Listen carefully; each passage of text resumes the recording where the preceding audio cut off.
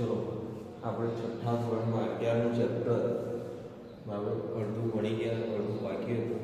એમાં સૌ પ્રથમ આપણે ભણ્યા તો શું પર્વતો ભણ્યા કે જેમાં શું હતા, પર્વતોના વિવિધ પ્રકારો હતા.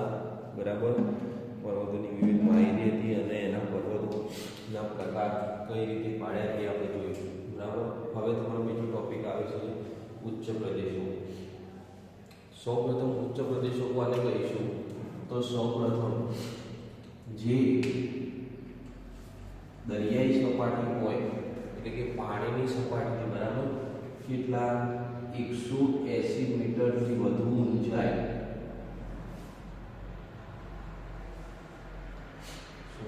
180 મીટરથી વધુ ઊંચાઈ ધરાવતા હોય અને ત્યાં આગળ જે પ્રદેશોમાં વસવાટ થતો હોય તો એવા પ્રદેશોને આપણે શું કહીશું? ઉચ્ચ પ્રદેશો. ચલો વ્યાખ્યા ખબર પડી કે જે પાણીની સપાટીથી 180 મીટર ઊંચાઈ ધરાવતા હોય અને ત્યાં આગળ વસવાટ શક્ય હોય તો તેવા પ્રદેશોને આપણે શું કહીશું? ઉચ્ચ પ્રદેશો. હવે આવા ઉચ્ચ પ્રદેશો પણ કેવા અલગ અલગ પ્રકારના હોય, જેમ પર્વત અલગ અલગ પ્રકારના હતા, બનવાની રીત અલગ અલગ પ્રકારની હતી, એમ ઉચ્ચ પ્રદેશો પણ અલગ અલગ છે. બરાબર, એમાં જો તમારા પ્રકારમાં જોઈએ તો એના કુલ 3 પ્રકાર છે. એક છે આંતર પર્વતીય, બરાબર છે.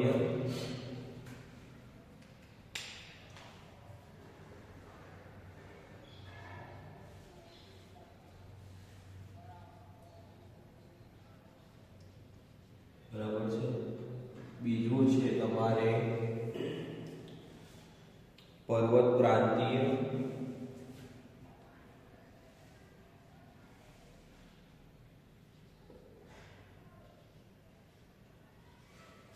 અને ત્રીજો છે અને છેલ્લો છે તમારો ખંડીય ઉચ્ચ પ્રદેશ.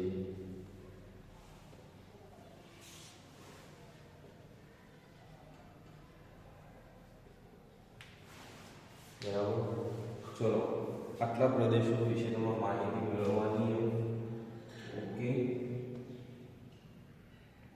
એમાં સૌ પ્રથમ જોઈએ તો આંતર પર્વતીય ઉચ્ચ પ્રદેશ. જુઓ, ત્રણેયના નામ એવા છે કે તમને વ્યાખ્યા યાદ રહી જશે. આંતર પર્વતીય, પર્વત પ્રાંતીય અને ખંડીય ઉચ્ચ પ્રદેશમાં આંતર પર્વતીય એટલે કે એવો પર્વતનો પ્રકાર કે એવો ઉચ્ચ પ્રદેશ કે જે જ્યાં શું હોય, વિવિધ પર્વતો હોય, બરાબર, એકબીજાના પર્વતોના અડેલા હોય, બરાબર, ચારે બાજુ ઊંચું ઊંચું શું હોય, પર્વતમાળા હોય અને પૂર્ણ રીતે અથવા થોડો ભાગ એનો પર્વત સાથે જોડાયેલો હોય છે. તો આવા પ્રદેશોને આપણે શું કહીશું? આંતર પર્વતીય ઉચ્ચ પ્રદેશો. કે જેનો ઉચ્ચ પ્રદેશ વિવિધ પર્વતો સાથે જોડાયેલો હોય, વિવિધ પર્વતોમાં શું ધરાવતો હોય?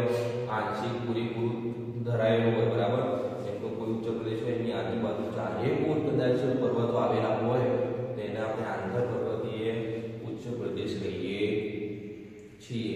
બરાબર, એના તમારા ઉદાહરણ આપે છે તિબેટનો ઉચ્ચ પ્રદેશ. બરાબર છે, કયો છે? તિબેટ. ચલો હવે તમારે આવે છે પર્વત પ્રાંતીય ઉચ્ચ પ્રદેશ. એટલે કે એવો ઉચ્ચ પ્રદેશ કે પર્વતોની તળેટીમાં એક તરફ સીધો ઢોળાવ ધરાવતા પ્રદેશ પર્વત પ્રાંતીય ઉચ્ચ પ્રદેશ કહેવામાં આવે છે. હવે પર્વત પ્રાંતીય ઉચ્ચ પ્રદેશ એટલે કયો પ્રદેશ? જુઓ, એની એક તરફ તો હોય જ પર્વત, પણ બીજી તરફ એનો ઢોળાવ ધરાવતી સપાટી હોય છે. જેમ અહીંયા હું તમારા આકૃતિ મુજબ સમજાવું તો જુઓ, તમારે આ છે પર્વત, બરાબર, અને અહીંયા જ તમારી જે સપાટી ચાલુ થાય એ તમારી કેવી છે?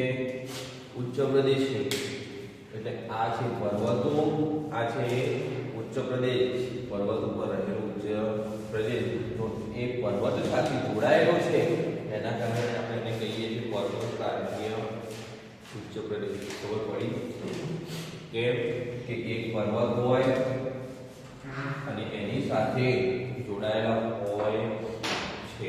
બરાબર, આટલે સુધી ખબર પડી તમને? પછી એના તમારા ઉદાહરણમાં તમારે આપેલું છે ભારતનો માળવાનો ઉચ્ચ પ્રદેશ. આપણા ભારતમાં કયો ઉચ્ચ પ્રદેશ? માળવાનો. બરાબર. આ જે તમારે માળવાનો ઉચ્ચ પ્રદેશ, આટલે સુધી ખબર પડી. આંતર પર્વતીય પ્રદેશ એટલે કે એવો પ્રદેશ કે જે શું હોય, પર્વતો દ્વારા ઢંકાયેલો હોય. અને પર્વત પ્રાંતીય એટલે કે એવો ઉચ્ચ પ્રદેશ કે જેની એક તરફ પર્વતો હોય અને બીજી તરફ ઢોળાવવાળો ભાગ હોય, જેને ઉચ્ચ પ્રદેશ, પર્વત પ્રાંતીય ઉચ્ચ પ્રદેશ કહીએ છીએ. ખબર પડી આટલે સુધી? ચલો હવે આપણે ખંડીય ઉચ્ચ પ્રદેશ, બરાબર, એટલે કે એવો ઉચ્ચ પ્રદેશ જેવું નામ એટલે ખંડીય એટલે શું હોય, ખંડ દ્વારા બનેલો હોય. બરાબર, એક બે એવા ખંડ હોય એને શું કહેવાય? ખંડીય ઉચ્ચ પ્રદેશ. ચલો આ કઈ રીતે જોવા મળશે? તો ફોર એક્ઝામ્પલ તરીકે ચલો આ છે દરિયો. બરાબર, હવે જ્યારે દરિયામાં સુનામી આવશે તો દરિયામાંથી અહીંયા શું થયા? સડકો ઉત્પન્ન થયા અને આ રીતે અહીંયા ઉચ્ચ પ્રદેશની રચના કરી. હવે આ શું થયું? આજુબાજુ દરિયો છે, વચ્ચે લાવાના કારણે શું થયું? સુનામીના કારણે વચ્ચે આ કોઈ ઉચ્ચ પ્રદેશની રચના થઈ. જ્યાં પ્રદેશ હતો કે જ્યાં રહેવા લાયક જમીન હતી, સપાટ હતો, તો એના કારણે અહીંયા આપણે શું કહીશું? ખંડીય ઉચ્ચ પ્રદેશ. બરાબર, તો જે શું છે? આખો અલગ ખંડ છે. ખબર પડી? આજુબાજુ પાણી છે, અહીંયા સુનામી જે ટેકરો થયો ત્યાં આગળ શું છે? ખંડીય ઉચ્ચ પ્રદેશ. એટલે એને આગળ કહીશું ખંડીય ઉચ્ચ પ્રદેશ. અને એના ઉદાહરણ તમારે એન્ટાર્કટિકનો, અરબસાગરનો ઉચ્ચ પ્રદેશ, ગ્રીનલેન્ડ છે, સ્પેન છે. બરાબર, તમે વિવિધ ઉદાહરણ એના આપી શકો છો. તમારે યાદ રાખવાનું સ્પેન અને ગ્રીનલેન્ડ. બરાબર, ચલો હવે આ ત્રણ ઉચ્ચ પ્રદેશો વિશે તમને માહિતી ખબર પડી ગઈ. બરાબર, આંતર પર્વતીય ઉચ્ચ પ્રદેશ કે જે વિવિધ પર્વતોમાંથી જોડાયેલો હોય, આજુબાજુ સંપૂર્ણ ઢંકાયેલો આંતર પર્વતીય કહેવાય. પર્વત પ્રાંતીય એક તરફ પર્વત હોય, બીજી તરફ ઢોળાવવાળો પ્રદેશ હોય, જેને કહીશું પર્વત પ્રાંતીય ઉચ્ચ પ્રદેશ. ત્રીજો ખંડીય ઉચ્ચ પ્રદેશ કે જે દરિયાઈ સપાટીમાં સુનામી જેવા વિવિધ કુદરતી આપત્તિઓના કારણે જે અંદર ઉચ્ચ પ્રદેશ ઉત્પન્ન થયો હોય એવા ઉચ્ચ પ્રદેશને શું કહીશું આપણે? ખંડીય ઉચ્ચ પ્રદેશ. ખબર પડી? આટલે સુધી ખબર પડી? આ છે તમારે શું ઉચ્ચ પ્રદેશોના ત્રણ પ્રકાર. બરાબર, હવે આપણે માહિતી મેળવવાની છે કોના વિશે? તો મેદાનો. એ પહેલા ઉચ્ચ પ્રદેશોના જે ઉચ્ચ પ્રદેશો છે એનું મહત્વ. ચલો ઉચ્ચ પ્રદેશો છે એનું મહત્વ શું છે? તો ઉચ્ચ પ્રદેશો તો પહેલા મહત્વ તમારું જોઈએ. તો એનું કારણ જે આપણે ખંડીય ઉચ્ચ પ્રદેશ જોયું કે જે લાવાના કારણે બને છે. લાવાવાળી જમીન કેવી હોય? સૌથી વધુ ફળદ્રુપ હોય, તો એના ઉપર સૌથી વધુ તમે ખેતી કરી શકો છો. બરાબર, ચલો એનો બીજો ઉપયોગ જોઈએ તો એનો મતલબ લાવાવાળી ફળદ્રુપ વધારે હોય તો એના પર તમે કપાસ જેવી ખેતી કરી શકો. બરાબર, પછી તમે એના જુઓ તો જેવા ઉચ્ચ પ્રદેશો કે જે વિવિધ આપત્તિઓથી બનેલા હોય એનાથી તમને વિવિધ વસ્તુ મળતી હોય. બરાબર, લોખંડ છે, તાંબુ છે, મેંગેનીઝ, સોનું છે, આ બધા જેવા ઉચ્ચ પ્રદેશોના ખોદકામ કરતા તમને મળતું હોય છે. બરાબર, જેમ અહીંયા આપણે અંબાજીના આપણે જે કહીએ ઉચ્ચ પ્રદેશમાંથી આપણને શું મળે? અંદરથી આપણે આરસ પથ્થર મળે. બરાબર, તો એનું કારણ શું? તો એના અંદર જે આપણે વિવિધ કિંમતી વસ્તુઓ આપણને મળતી હોય જે આપણા રોજબરોજના ઉપયોગમાં આપણે લઈ શકીએ છીએ. તો આ ઉચ્ચ પ્રદેશોના ઘણા બધા આપણા છે એના ફાયદાઓ કે જે આપણે ઉપયોગ કરી શકીએ છીએ. બરાબર, ઢોળાવવાળો હોય તો પશુપાલન માટે સૌથી વધુ ઉપયોગ બને છે. આ વિવિધ ફાયદા છે. હવે આપણે માહિતી લેવાની છે કોના વિશે? મેદાનો.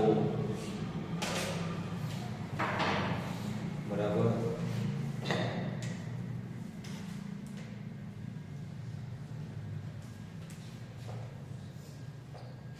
ચલો મેદાન એટલે તમે જે ક્રિકેટનું મેદાન ગણો એવું મેદાન છે નહીં. હવે મેદાન એટલે એવું મેદાન તો જે શું હોય? સમતલ સપાટી ધરાવતું હોય, મેદાન પ્રદેશ હોય જ્યાં વસવાટ શક્ય હોય, કોઈ વસ્તુ મૂકવા લેવા દરેક વસ્તુ શક્ય હોય, જ્યાં પર્વત પર ઢોળાવ હોય નહીં. બરાબર, ચલો સમુદ્રની સપાટીથી 180 મીટરની ઓછી ઊંચાઈ આવેલા સમતલ કે સપાટ ભૂમિ ભાગને મેદાન તરીકે ઓળખવામાં આવે છે. જેમ પેલામાં 180 મીટર કરતાં ઊંચી હતી, અહીંયા 180 મીટર કરતાં ઓછી હોય તો તેવા સમતલ ભાગને આપણે શું કહીએ છીએ? મેદાન કહીએ છીએ. બરાબર. દુનિયાના મોટાભાગના મેદાન નદીઓ દ્વારા ઠલવાયેલા માટીમાંથી નિર્માણ પામ્યા છે. જેમ આપણા અહીંયા નદી આવે, બરાબર, ફૂલ નદી આવી હોય પછી નદીનું પાણી ઓછું થઈ જાય તો આજુબાજુ કેવું મેદાન જેવું થઈ જાય, શું થાય? બધું એક જેવું સપાટ થઈ જાય. તો શું થાય કે નદી જ્યારે એક જ સ્તરમાં આવતી હોય તો એના દ્વારા શું કરો? પર્વતોમાંથી કાંકરાને બધું ખેંચી લાવો અને એના કારણે ફૂલ પાણી સાથે બધું શું કરો? એની સાથે ઘસારો કરતી હોય અને જ્યારે પાણી ઓછું થઈ જાય એટલે ત્યાં આગળ શું બની જાય? મેદાન બની જતું હોય છે. એટલે આ રીતે મોટાભાગના મેદાનો નદીઓ દ્વારા બનતા હોય છે. ખબર પડી આપણે સુધી? ચલો હવે આપણે મેદાનોના પ્રકારો જોવાના છે. બરાબર. એમાં પહેલું છે કિનારાના મેદાન.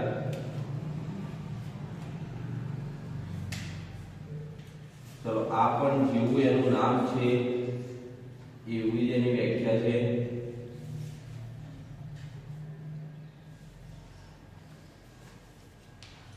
બરાબર. ચલો કિનારાના મેદાન. તો કિનારાના મેદાન કોને કહીશું? તો આ મેદાનનું નિર્માણ મુખ્યત્વે શાના દ્વારા થાય? કિનારા દ્વારા થતું હોય. એટલે કે નદીઓની જે કિનારા ઉપર જે મેદાન પથરાય એના આપણે શું કહીએ છીએ? કિનારાના મેદાન કહીએ છીએ. તે મુખ્યત્વે શાના દ્વારા બનતા હોય? વિવિધ નદીઓ દ્વારા બનતા હોય છે. બરાબર. કિનારાના મેદાન શાના દ્વારા બનતા? નદીઓ, સમુદ્ર વગેરે દ્વારા બનતા હોય. સમુદ્ર ઉપર તમે જાઓ તેની આજુબાજુ મેદાન જેવો ભાગ હોય, બરાબર, જેને આપણે ચોપાટી તરીકે ઉપયોગ કરતા હોઈએ છીએ. જ્યારે જેમ દરિયો આમ નજીક આવો એમ એના સાથે શું કરો? અંદરથી માટી બહાર ઠાલવો, જેના કારણે બહાર કેવું હોય? મેદાન જેવું હોય છે. દરિયા કિનારે ગયેલા છો તો ત્યાં આગળ કેવું હોય? આજુબાજુની સપાટીને મેદાન તરીકે ઉપયોગમાં લેવાતી હોય છે. બરાબર. ચલો અહીંયા પછી તમારે આપેલું છે કે એવા જે હોય મેદાનો મોટે ભાગે ભૂમિખંડના કિનારે જોવા મળે છે. બરાબર. જે ભૂમિખંડ હોય એટલે કે જ્યારે જમીનનો સપાટી પૂર્ણ થઈ અને દરિયાઈ સપાટી ચાલુ થતી હોય એવા કિનારે જોવા મળતા હોય છે. એટલે શોર્ટમાં તમે કીધું નદી અથવા સમુદ્રમાં જોવા મળે. ચલો એના તમારા ઉદાહરણ આપેલા હોય તો એવા તમારું ઉદાહરણ તો તમે કોઈ પણ લઈ શકો. બરાબર. ઓસ્ટ્રેલિયાનું મધ્યનું મેદાન આ પ્રકારે નિર્માણ પામેલું છે. બરાબર. કે જે શું કરો? દરિયાઈ અથવા નદીઓના કારણે મેદાન પથરાયેલું હોય છે. બરાબર. ચલો હવે બીજું છે તમારા ઘસારણના મેદાન.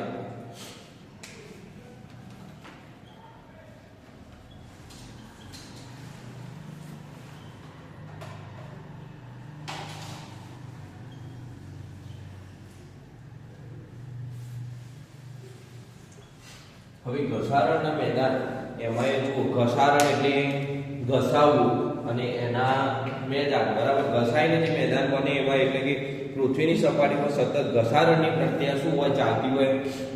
પૃથ્વી સપાટી પર સતત ઘસારણની પ્રક્રિયા ચાલતી હોય. તમે ચાલો તો ઘસારો થાય, વરસાદ આવે તો પાણીથી ઘસારો થાય, પવન આવે તો પવનથી ઘસારો થાય. દરેક સ્તરે પૃથ્વીનું શું થતું હોય? ઘસારો થતો હોય.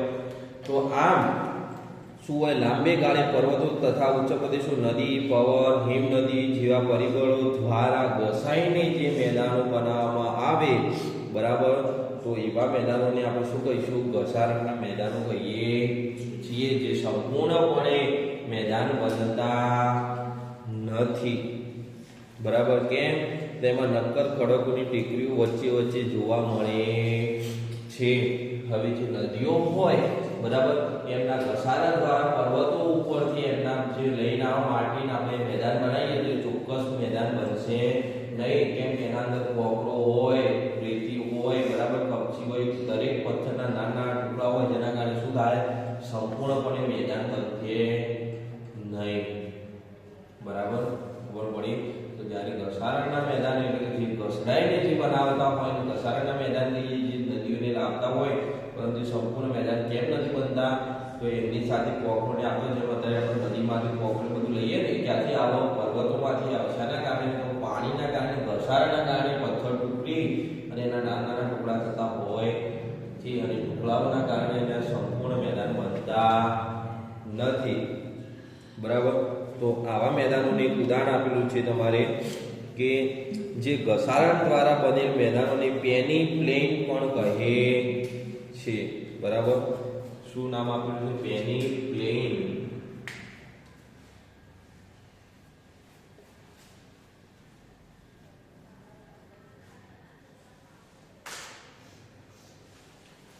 બરાબર. પ્લેન એટલે સપાટ થાય અને બરાબર. ચલો, પેની એટલે ઘસારા દ્વારા થતું પ્લેન મેદાન, તો જે તમારું એનું છે. બરાબર. તમારે એમાં આપેલું સાઇબેરિયાના મેદાન ઘસારાથી નિર્માણ પામ્યા છે. ઉદાહરણ તમને આપેલું છે સાઇબેરિયાનું બરાબર મેદાન કે જે ઘસારાને કારણે ઉત્પન્ન થયેલું છે. હવે છેલ્લું છે તમારે નિક્ષેપણના મેદાન.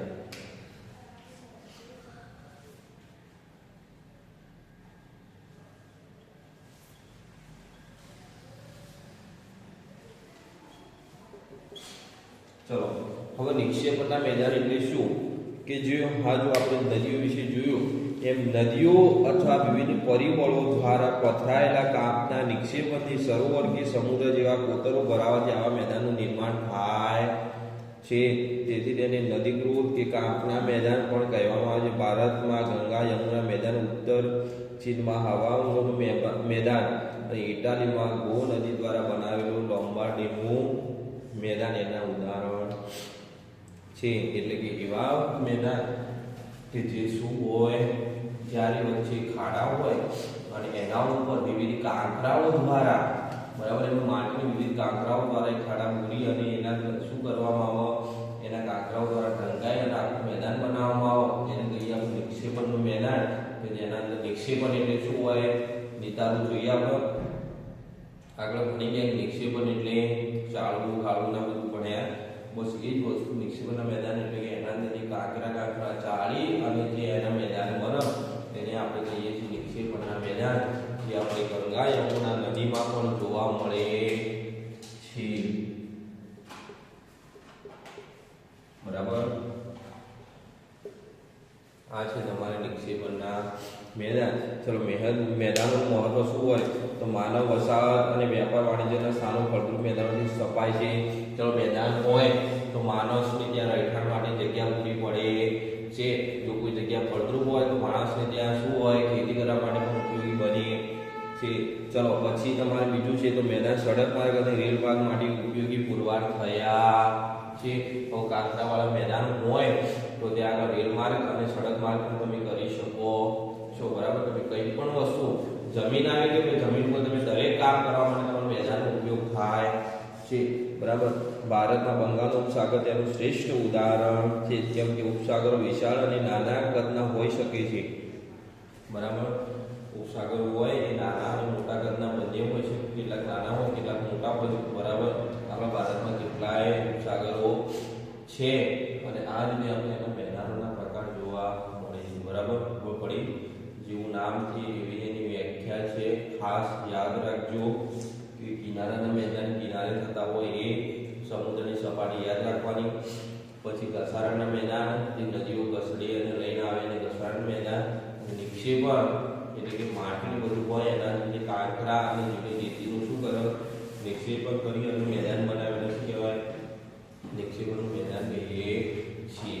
તો આટલું ખબર પડી ગઈ અત્યાર સુધી. અને એનું મહત્વ તો મેદાનનું મહત્વ તમે કોઈ પણ કરી શકો. જે તમે જમીનનો ઉપયોગ કરી શકો એ દરેક વસ્તુમાં તમે મેદાનનો ઉપયોગ કરી શકો છો. બરાબર. જે સમતલ જમીન તો તેના આપણે મેદાન પણ કહેતા હોય છીએ. ચલો, હવે તમારે આવે છે ઉપસાગર કોને કહીશું. બરાબર.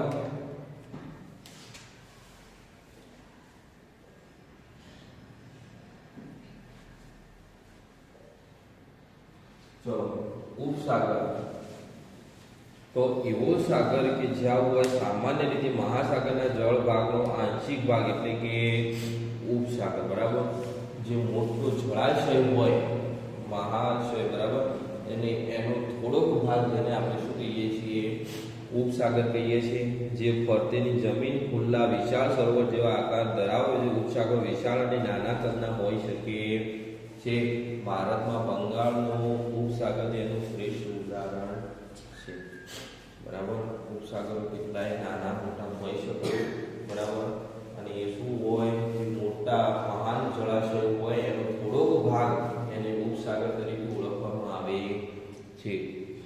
પછી છે તમારે અખાત. અખાત એટલે જ્યારે કોઈ જળાશય, બરાબર, જ્યારે કોઈ જળાશય 3 બાજુ ભૂમિથી ઘેરાયેલો હોય તેને અખાત કહેવામાં આવે છે.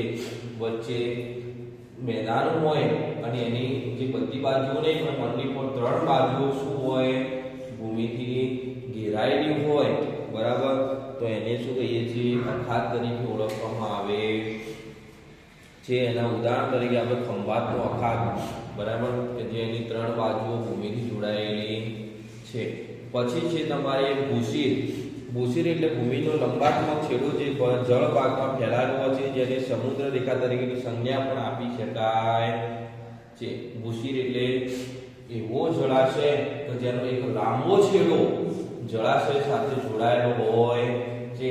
અહીંયા જળાશય તો હોય પરંતુ એમાંથી લાંબો છેડો હોવો જોઈએ તો જે મોટા જળાશય સાથે જોડાયેલો હોય છે, જેને આપણે ભૂશીર પણ કહીએ છીએ, બરાબર. આપણે કન્યાકુમારીનું કહીએ એને આપણે ભૂશીર કહીએ છીએ, કેમ કે એનો મુખ્ય ભાગ આપણે દરિયા કિનારા સાથે જોડાયેલો છે, બરાબર. પછી છે તમારે ખીણ એટલે પર્વતોની હારમાળા વચ્ચે આવેલો નીચાણવાળો ભાગ, બરાબર.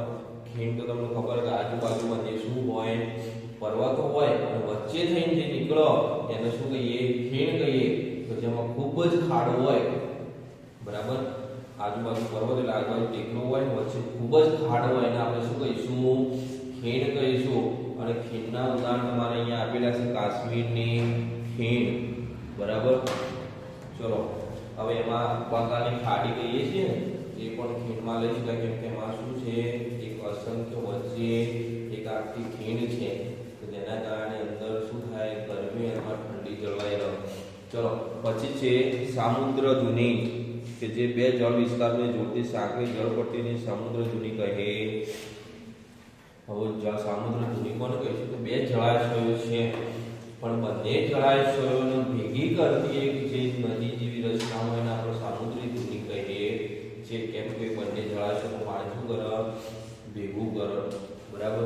પછી છે તમારી સંયોગી ભૂમિ એટલે કે 2 જળ વિસ્તારને અલગ કરતી, પેલી ભેગી કરતી એને શું કહીશું આપણે, સામુદ્રધુની. અને આ સંયોગી ધુની તો જે બંને જળાશયો એને શું કરે, અલગ પાડે, બરાબર, એને શું કહીશું, સંયોગી ભૂમિ. અને અહીંયા છે દ્વીપકલ્પ, કે જે ભૂમિ ભાગની 3 બાજુ સમુદ્ર અને 1 બાજુ જમીન હોય તો તેને આપણે શું કહીએ છીએ, દ્વીપકલ્પ કહીએ છીએ, જેને આપણે ખાલી વનલી પર દ્વીપ તરીકે પણ ઓળખતા હોઈએ છીએ. જેની એક જ બાજુથી તમે જમીન હોય, બીજી બધી જ બાજુ એનું શું હોય, પાણી હોય, તો તેને આપણે દ્વીપ તરીકે ઓળખવામાં આવે. દાખલા તરીકે દક્ષિણ ભારતનો સૌરાષ્ટ્ર ભાગ કે જ્યાં આપણે સૌથી વધુ વરસાદ પડે, ખબર, સૌરાષ્ટ્રમાં, એનું કારણ શું કે આજુબાજુ શું સમુદ્રથી ઘેરાયેલો છે, જ્યારે એનો એક જ તરફ ખાલી પૃથ્વીનો ભાગ એટલે જમીનનો ભાગ છે, બરાબર. આજુબાજુ પાણીથી ઘેરાયેલું એટલે એના કારણે ત્યાં વરસાદ પણ કેવો પડે, વધુ પડે છે, બરાબર. આ મેદાનોના મહત્વ જોઈ અને પાણી અને જમીનના આધારે એના પ્રકારો. ચલો આટલું સુધી ખબર પડી, આટલું સુધી કમ્પ્લીટ ખબર પડી. જ્યારે ઉપસાગરો, સાગરો, દ્વીપ કોને કહેવાય, ખીણ કોને કહેવાય, બધી ખબર પડી ગઈ, બરાબર. આ બધું યાદ રાખજો તમારે, પાછળ ત્યાં બધું ફરી પાછું તમારે આવે છે, ઉપસાગર કોને કહેવાય, દ્વીપ કોને કહેવાય, બરાબર.